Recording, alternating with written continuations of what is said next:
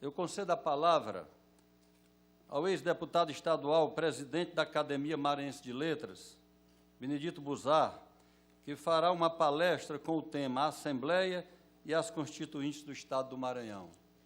Deputado Buzar, Vossa Excelência dispõe do tempo necessário.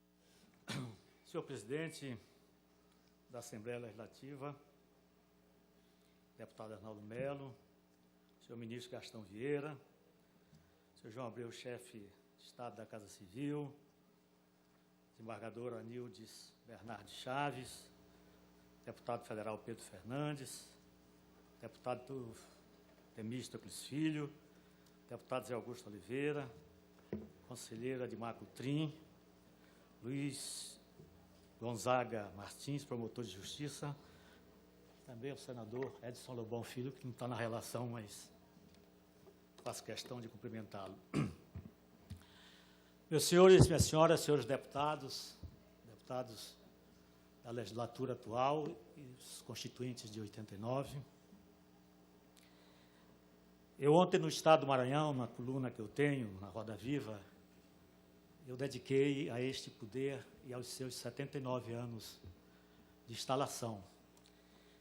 E no introito daquele artigo, eu fiz um especial elogio ao presidente desta casa, deputado Arnaldo Melo, porque eu não me lembro, não me recordo, e não tenho lido nem visto em qualquer época desta Assembleia, que eu fui deputado na legislatura de 62, 66, de que algum presidente dessa Assembleia, pode até ser que eu esteja errado, mas eu não lembro, e eu venho acompanhando sempre os passos deste poder, eu não me lembro de nenhum presidente que tenha se preocupado tanto em homenagear esta casa e dedicar a ela um zelo tão especial no sentido de comemorar uma data tão importante para o Poder Legislativo quanto da sua fundação em 16 de fevereiro de 1835. Portanto, deputado, o senhor merece, da minha parte, e acredito que de todos que estão aqui, as nossas homenagens também, pela maneira como, na sua gestão, dedicou essa atenção tão especial a essa Assembleia que, ao longo desse tempo, tem realizado trabalhos mais importantes e mais fecundos em benefício do Estado do Maranhão. Meus senhores e minhas senhoras, o ex-médico famoso nesta cidade, o inesquecível Fernando Viana, que era um grande jornalista, que também foi deputado, foi membro da Academia Maranhense de Letras e foi presidente deste poder nos anos 50, Fernando Viana, quando a ele era dada uma atribuição como essa que estão me dando agora, Fernando Viana tinha o cuidado de, antes de falar, quando era a ele reservado uma missão tão importante como essa que eu estou fazendo agora. E ele costumava começar esse discurso dizendo assim: com a temeridade que a mim próprio atemoriza, eu aceitei este convite, este desafio do nobre deputado Arnaldo Melo para fazer esta palestra hoje nesta casa. Quero dizer que eu não vou me estender, porque este assunto é por demais vasto, é por demais fecundo. Se eu fosse falar sobre as 6 constituintes que o Maranhão teve de 1935 a 1889, eu tenho certeza que eu não sairia daqui tão cedo e os senhores não teriam paciência para me ouvir. Porque é muito vasto, é muito assunto, tem muita matéria para você discutir. Eu vou me cingir, eu vou me limitar apenas pensar algumas coisas de como essas constituições se organizaram e se fizeram, no contexto tanto do Brasil como do Maranhão, na época em que elas foram realizadas e foram promulgadas e os seus constituintes foram eleitos. E eu começo, então, pela Constituição, senhor presidente, de 1835. Antes, eu quero dizer que quando Dom Pedro I ele proclamou a independência do Brasil, que foi um dos grandes marcos da história deste país, e ele teve uma preocupação logo subsequente àquele gesto, de que ele teria que dar a este país que ele tanto amava, não só aquela independência de fazer com que o Brasil se libertasse de Portugal, deixasse de ser uma colônia que vivia praticamente às expensas de uma metrópole.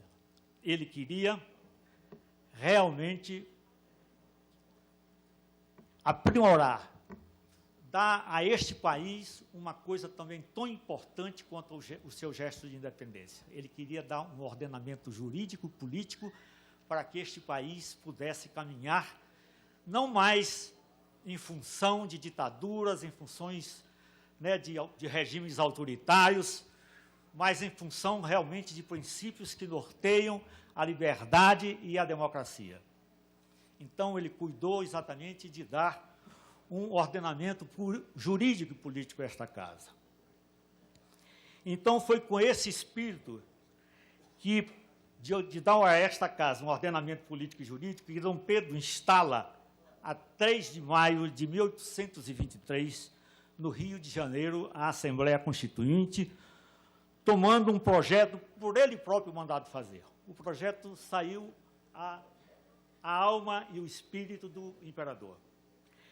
Em novembro de 1823, o imperador, porque houve realmente conflitos entre o Congresso, que ele chamou para apreciar essa Constituição, e o interesse dele, que era um interesse até certo ponto monocrático, que ele estava acostumado, era filho de um rei, né, que governava Portugal, então a mentalidade dele era uma mentalidade puramente ainda colonialista, em de que Portugal, na época, se valia. Então, esse atrito que houve entre essa primeira constituinte que ele convocou e ele próprio, que ele não se conformou com aquilo, o que ele fez? Porque ele tinha os poderes excepcionais nas mãos, ele dissolveu aquela constituinte, aquela Assembleia Constituinte. Então, a primeira Assembleia Constituinte, convocada para este fim de dar ao Brasil uma Constituição, foi dissolvida por Dom Pedro I, em 3 de maio de 1823. Em novembro daquele ano, o imperador dissolve a Constituinte e cria um Conselho de Estado, que um mês depois, em dezembro, ele apresenta a este Conselho de Estado um projeto de Constituição, para que o Brasil, projeto esse que ele aprova, e jura cumpri-lo, que ele não fez mais uma instituição para ser promulgada por uma nova Constituinte. Ele a promulgou, ele outorgou a seu bel prazer. Essa Carta Magna determinava, então, as províncias dos estados, porque naquela época nós não era província dos estados, não, as províncias que formavam o Brasil, porque naquela época nós ainda não éramos estados.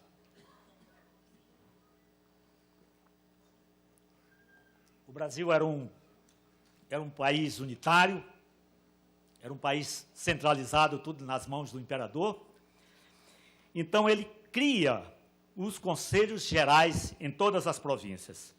No Maranhão, cuja carta imperial, aquela que Dom Pedro outorgou, a segunda, e que foi jurada em maio de 1984, ele embutiu nesta Constituição um Conselho Geral da província, que era formado por 21 conselheiros e eleitos, e este Conselho Geral foi instalado em dezembro de 1829 e custou tanto, por quê?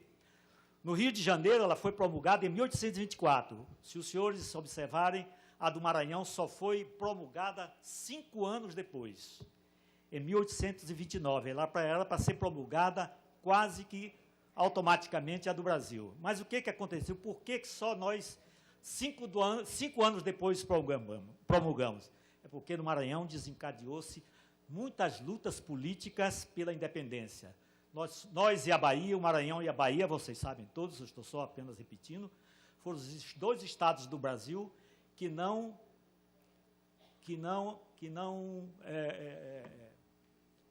reconheceram imediatamente a nova liberdade que o Brasil passou a ter a partir da independência. Né? Então, só em 28 de julho é que nós realmente nos tornamos, né, reconhecemos a independência do Brasil, e daí porque, durante muitos anos, o Maranhão comemorou muito, no dia 28 de julho, a adesão à independência do Brasil.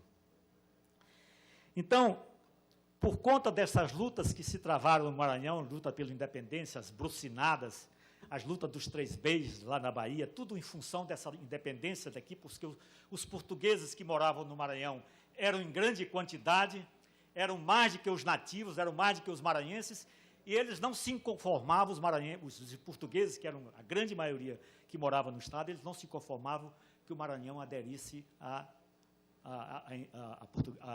fizesse a sua independência e aderisse a ela. Eles queriam que o Maranhão continuasse, o Maranhão, a Bahia, que tinha a maior quantidade de portugueses, continuassem atrelados à metrópole portuguesa. Mas o Maranhão conseguiu, e, portanto, só 5 anos depois é que nós aqui promulgamos essa Constituição. Essa Constituinte, que foi, essa segunda Constituinte, ela funcionou ali na Diocese, ali nas proximidades da Praça Benedito Leite. E este Conselho Geral da Província teve pouco tempo de vida.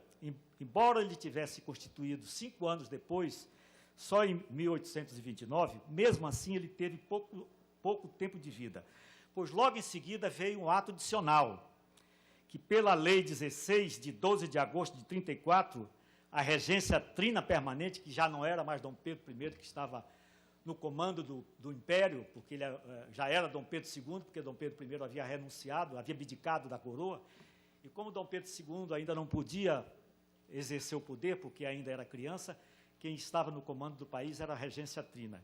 E em nome, portanto, de Dom Pedro II, essa regência trina realizou uma reforma nessa Carta Magna, a última que havia sido outorgada. E ele estabeleceu que nas províncias, onde já existiam os Conselhos Gerais de Províncias, que eram os conselhos que governavam as províncias do Maranhão, de todos os estados, que elas seriam substituídas, agora sim, por assembleias legislativas provinciais, e que a do Maranhão deveria ser formada por 28 deputados. Então, essa, a sua primeira Assembleia Legislativa Provincial, o Maranhão contou apenas com 28 deputados.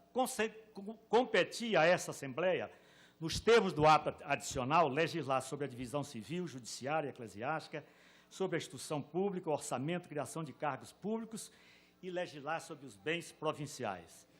Em 9 de novembro de 1834, foram eleitos deputados da primeira legislatura no Maranhão, de 1835 e 37, porque naquela época a legislatura era apenas de 2 anos, e ela foi instalada oficialmente a 16 de fevereiro de 1835, que foi ontem, quando essa Assembleia completou seus 79 anos de fundação. Essa Assembleia, se nós formos que ela durou, essa Constituinte do Maranhão, quase todas do Brasil, que tiveram quase 60 anos de vidas, poucas emendas à sua Constituição foram feitas. Ela foi uma Constituição que, durante o tempo que ela existiu, poucas alterações ocorreram no seu conteúdo. Eu me lembro que apenas uma emenda foi embutida nessa Constituição e que ela causou uma celeuma muito grande aqui no Maranhão. Foi quando, em 26 de julho de 1838, a Assembleia Provincial aprova a Lei dos Prefeitos, que foi uma das causas que levou o Maranhão à insurreição da Balaiada. Por que Lei dos Prefeitos? No Maranhão, naquela época, os prefeitos não existiam. quem governava os municípios, quem administrava os municípios, eram as câmaras municipais, e o presidente das câmaras municipais é que tinha a competência de administrar o município, a cidade. Então, em 26 de julho, influenciado por São Paulo, que foi o único estado que resolveu criar essa lei dos princípios, o Maranhão também resolveu adotá-la.